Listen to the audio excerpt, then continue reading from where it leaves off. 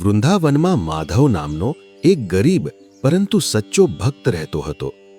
તેની પાસે ધન સંપત્તિ નહોતી, પરંતુ તેના હૃદયમાં શ્રી કૃષ્ણ પ્રત્યે અપાર પ્રેમ હતો. રોજ તે પોતાની ઝૂંપડીમાં બેઠો બેઠો બાંસરી સાંભળતો હોય તેમ કૃષ્ણનું સ્મરણ કરતો.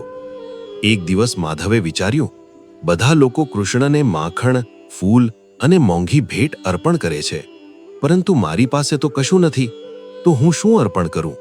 તે ખૂબ દુઃખી થયો. એ રાત્રે સ્વપ્નમાં શ્રી કૃષ્ણ તેને દેખાયા. કૃષ્ણ મીઠું સ્મિત કરીને બોલ્યા, માધવ, તું જે મને રોજ અર્પણ કરે છે તે સૌથી મહાન છે. માધવે આશ્ચર્યથી પૂછ્યું, પ્રભુ, હું તો તમને કશું આપતો જ નથી. કૃષ્ણ બોલ્યા, તું મને તારો પ્રેમ, વિશ્વાસ અને નિષ્કપટ હૃદય આપે છે, એ જ મારી સાચી ભેટ છે. બીજા દિવસે માધવ વધુ આનંદથી ભક્તિ કરવા લાગ્યો.